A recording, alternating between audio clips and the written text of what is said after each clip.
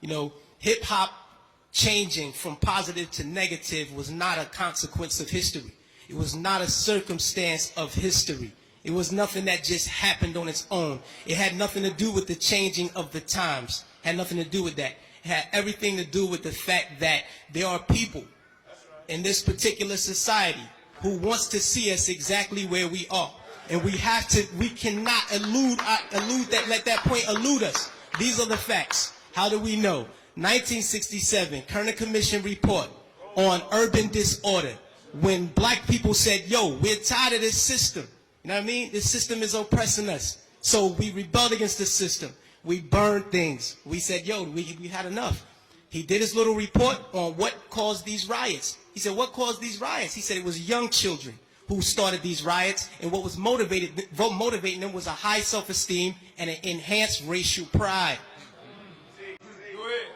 He said the majority of the rioters were high school dropouts, but they had a higher political orientation than their peers who did not drop out. And they saw the system as their enemy, so they attacked it in the right circumstance. So, fast forward to 1992. Same thing. #1 record on the radio, we had Fight the Power. Fight the Power is on the radio. Rodney King gets beaten before the world. The black youth rebelled against the system. Again, they did it again. And why? What primed them? Positive hip hop. Primed them. Fight the Power, X-Clan, Brand Nubian. You had these groups out here who were pushing, who were politically orienting black kids in the right direction, giving them the proper prompters that they needed so that they can respond properly to oppression. All right? In 1967, when the riots happened, he saw that the self-esteem and the racial pride was fueling this. So he said, how do I bring that down so that they will not riot? And what he did, he flooded the airways with black exploitation movies. Nigga Charlie and the Return of Nigga Charlie. These were movies. Hip-hop didn't start calling people niggas. We had Shaft. We had Coffee. Black girl turned prostitute to do whatever. You know what I mean? But these black exploitation movies brought down the self-esteem and the racial pride so that the kids will not rebel against this system of oppression. 92, the racial pride was back in effect.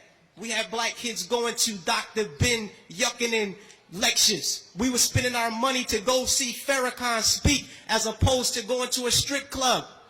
This is where we were. The most coveted article of clothing was a historically black college or university sweater. We were motivating children towards positive attitudes and lifestyles. And when Rodney King got the beating, heads responded properly. Fast forward to our day. Sean Bell is shot 50 times in the street in New York by police officers. #1 song on the radio, Like a Lollipop. Nobody do nothing. Nobody respond to nothing. Trust me.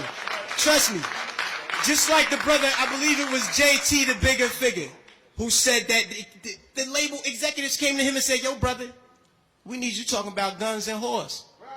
You know what I mean? That's right. That happens. I've been in those meetings with management and had to ask me, is what you're saying really what you believe, so that we'll know how to market you properly? You know what I mean? This happens. Young Buck on his album, he has a song on his album that talks about police terrorism.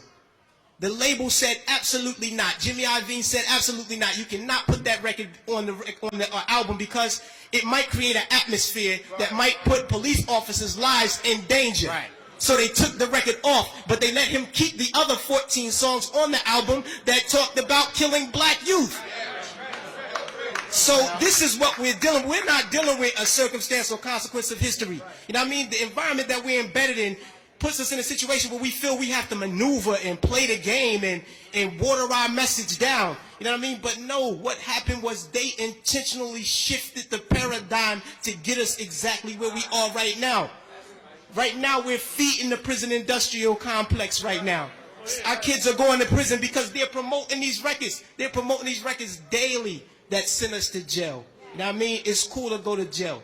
You know what I mean? They glorify these things. And it's not the black youth. We're in a position where we get, like the brother said, the choice. You know, he said, yo, I chose the positive. so I didn't do it. But every youth is not going to take that route. I know I come from the projects, grew up in the projects all my life. You know what I mean? And we're not turning down $500,000 to say nigga. We're not going to do it because we won't turn down $200 to take a package of crack from one corner to the next. You know what I mean? We're living in a state of poverty and want of all things. So it's hard for us to make that. Our judgment is clouded. And they knew that the judgment would be even more clouded if they took groups like X-Clan off the radio. This is just what it is. And until we start to deal with the environment that's shaping the behavior, we'll never get to the next level.